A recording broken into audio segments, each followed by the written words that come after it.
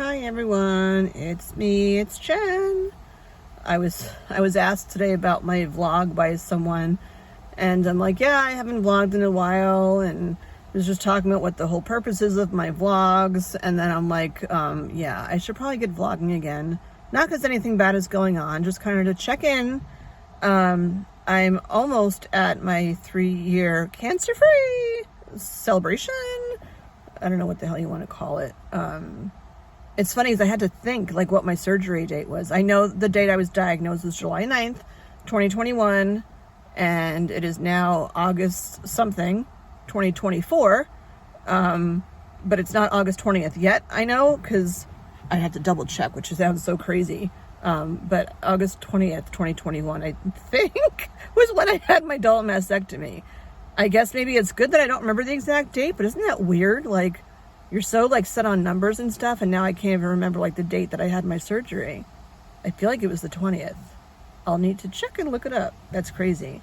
I guess it's crazy and it's good and healing. Yeah, so what I want to talk about today. The reason why I was thinking about my vlog in the first place was I was at the gym this morning. I am weight-wise, I gained like, oh my gosh, 35 pounds after I started all the meds and stuff. The tamoxifen, the gabapentin, the Lupron, the Zometa, all that fun stuff. I'm now, well, I need to get my shocks fixed. This sounds weird. I'm off, I've been off the Lupron for 8, 9, 10 months. Knock on wood. I have no wood. I have not gotten a period since. I've been off the Zometa for just a couple weeks. I just had my last treatment a couple weeks ago. And yeah, big milestones. But what intrigued me about starting today's vlog, 2 minutes into the vlog, I was at the gym and I was feeling lightheaded from the exercises that I was doing. There's trainers there. It's a smaller gym. There's trainers there that are like, it's a small group, so they keep an eye on you. And yeah, I've been having a hard time with certain exercises because I feel lightheaded. Overall, I just don't have a trust in my body yet, because most of the time when I get lightheaded, it's things where I'm holding up my body weight, like an inverted push-up, where I'm holding onto a bar and lifting myself up. But when you let yourself go, you're leaning back all the way. So basically your hands are holding up your whole body. And while my arms have little bumps now that are called biceps, I don't trust my arms holding up my body. A, because it's shaped differently. B, because it doesn't look like my torso does not look like what it used to look like. And C, because I put on all that weight. So now when I'm lifting up myself, I'm lifting an extra, well, it was 35 pounds. I'm now down to 189.6. I don't mind saying that, like whatever, which is a big deal for me because I've not been under 190 pounds in at least 2 years. So I know that the gym is helping. I'm not a gym person, trying to be a gym person, but I'm not. You know, I'll get there. I've been very tough on myself, and that's the gist of what I want to talk about today. I'm tough on myself, and when all this stuff started, I was very much like, you know, help, take care of me, vulnerable, because you literally can't do things on your own. And now that things have settled down, I don't know, had this old way of thinking that like, yeah, I should just be able to do stuff that I used to do and just be the way I used to be. But I don't like those versions of myself, like the one where I'm hard on myself. I shouldn't be so hard on myself. And it's not, I know I'm not the only one here, that a lot of people, particularly women, in my own experience, are very tough on themselves. I'm my own worst critic. I don't know. Yet I say that, and like I have no makeup on, and my hair's back in ponytail, and I'm not even like, you know, I could worry about angles and stuff, but that's one of the joys of these vlogs, is that I'm very like I don't edit them. This is just like me. This is what you get. You know, when you're going through breast cancer treatments, you don't really edit stuff. You just like do them, and you go about life and you do what the doctors tell you to do, and it's not like there's like rewinds or let's cut this out. Like, no, this is what you get. This is who I am. This is my journey. This is where I am. This is what I look like this morning. You know, it is what it is. The people pleasing part, I really don't want to go back to being a people pleaser. When all this first happened, and a lot of people disappeared out of my life that I expected would be there for me, I, you know, went through my stages of emotion, which you can follow back in my earlier vlogs. But I stopped being a people pleaser, because when this shit happens to you, like, the only person that matters is you. It's your body, and your really only goal is like, I need to live and I want to survive. So what do I need to do that? And whatever's going to get in the way, like, see ya. See you next Tuesday. Anyway, so I'm at the gym and I was feeling lightheaded, and I had another like set of exercises to do, and they were like dead bugs and some sort of squat thing. And I was feeling spacey from the other exercise, so I didn't want to do the squats right away, but the dead bugs are laying down. So I asked him, can I do the dead bugs first? And then I stopped myself, and I'm like, I literally said out loud, I'm like, I don't know why I just asked you if I could do the dead bugs first. Like, this is my body, this is my exercise program. Like, yes, they're the experts and stuff, but like, if I'm not feeling well and I'm feeling dizzy, I'm not going to go to another exercise that's going to make me feel potentially dizzy. And lunges sometimes do that. They're assisted lunges. There's like a 30-pound weight on the other side that I hold on to with like cables and stuff to assist me with the lunges, because my balance is still very off after all this crazy. But yeah, I'm like, I don't know why I just asked you for permission of what I can do. Like, my body's saying take a break. When I feel dizzy like that, I hydrate more, I take longer breaks. I'm becoming much more aware of my breathing, of like when to inhale and when to exhale as I'm doing the exercises. But it's a whole new body, for Pete's sake. I mean, morons will say, sorry, that was mean. See, I was people pleasing. It is mean, but like, whatever. Morons would say, well, you had your boobs done, and like, you have fake boobs, you should be happy, you're cancer free, like, you know, just go back in the world and stop bitching. Well, like, fuck you. I'm gonna keep bitching, because you're not back to who you were at all. Oh my God, one thing I'll share. Well, I'm sharing lots of things, but I have a baby shower to go to on Sunday. Not mine, haha. I have a baby shower to go to on Sunday, and I have a dress that I want to wear. I have other dresses I could wear, but I like the way this dress falls, like on the neckline. And like, necklines are a big deal after you have, you know, a double mastectomy, because your boobs just don't look like what they used to look like. But the dress is white with flowers, and I wore it once before, not realizing that basically the dress is see-through. So I don't really want to have a see-through dress. So I was looking for a slip, which maybe I'm very old school and looking for a slip, because I went to Macy's and could not find any slips. Maybe I was in the wrong department. I would think they would be in lingerie, but they were not. I don't know, but there's a whole bunch of Spanx and Spanx-like things. And I'm like, I don't need tummy tucking, because I don't really give a shit about the tummy tucking. I just want to not be, have someone seeing my bra and underwear through my dress. So I tried a few concoctions, because if I got bigger sizes, and that's like when you try an extra large and you can't even get it up over your thighs. Oh my gosh. But it's very, like, different brands fit extremely differently. Like, I did end up buying something that was an XL that was, I think, maiden form. But other brands of things that I tried with an XL, like, I literally couldn't get them up beyond my thighs. And if you see me from top to bottom, my thighs are not thick at all. Like, my torso and my belly section has some improvements to do. There's me being harsh on myself, but it's true. But my legs have always been, like, skinny and toned. So the fact that I can't get them over is like, what? So anyway, I bought this little concoction thing, and when I was at plastics, I still had that lump in between my breasts.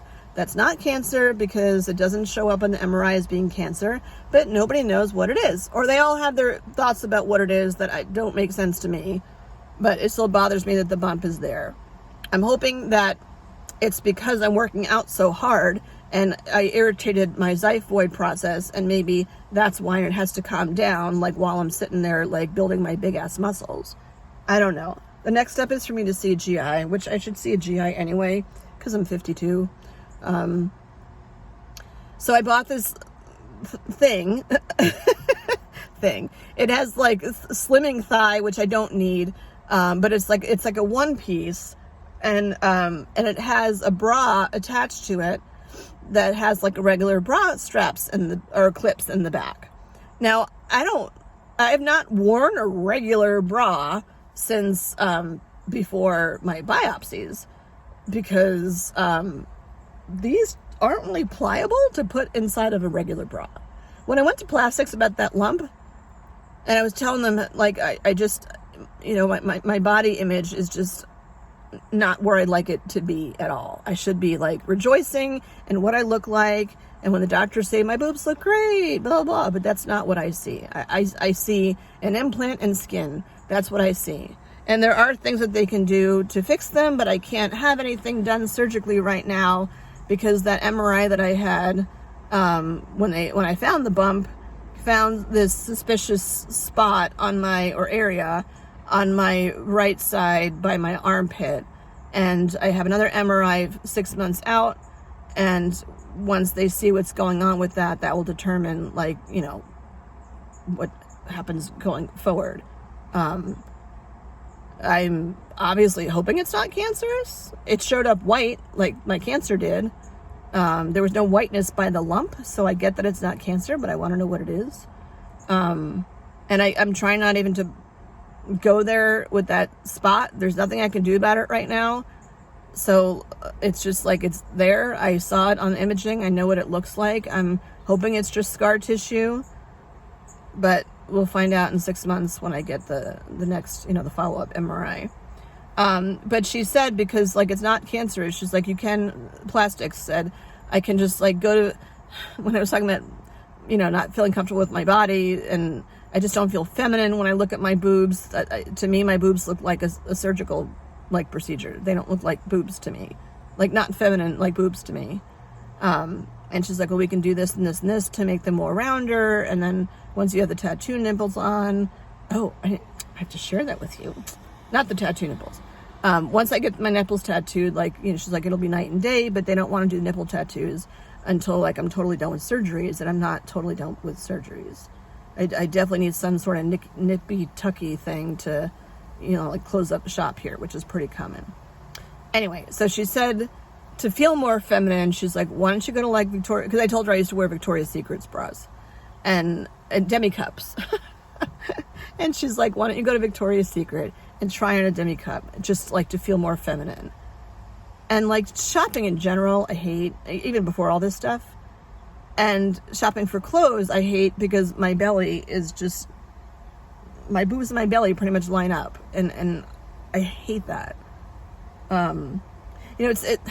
People that have like bigger bellies proportionately usually have bigger boobs too. My boobs are, I guess, pretty looking boobs. If you separate them from the stomach, that doesn't proportionally go with my boobs. And maybe as like the Zemetas are done, and the Zemeta's done, and the Lupron's done, maybe things will calm down. I don't know. It's too soon. But I didn't go to Victoria's Secret. I went to Macy's. I tried that thingy contraption thing on. So it had a bra and then like a little tummy tucking. It wasn't really uncomfortable at all. But trying to get my boobs into something that has an underwire, and it was a padded underwire, that was interesting. Because there's no, I don't know if everyone's boobs are like this, or foobs are like this. If you've had a double mastectomy with reconstruction, I would love to have your feedback on this. Because I don't know, like I don't go around like talking to people that have a double mastectomy. It's funny because I'm in support groups, but a lot of people that are in my support groups had lumpectomies. So they don't, they don't get the reconstruction aspect of having a double mastectomy with reconstruction. I feel like I need to find more people that have had that done. You'd think all breast cancer workers are the same, but everyone's story is like totally different.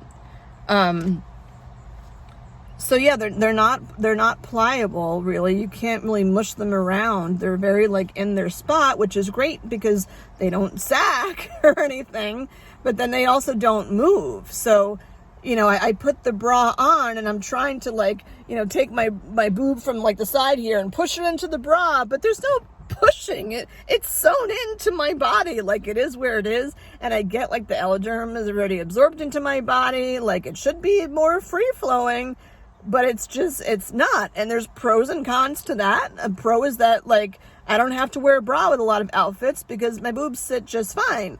They don't sag, but a con is, they don't sag. They don't move. They're just like, psh, this is where they are.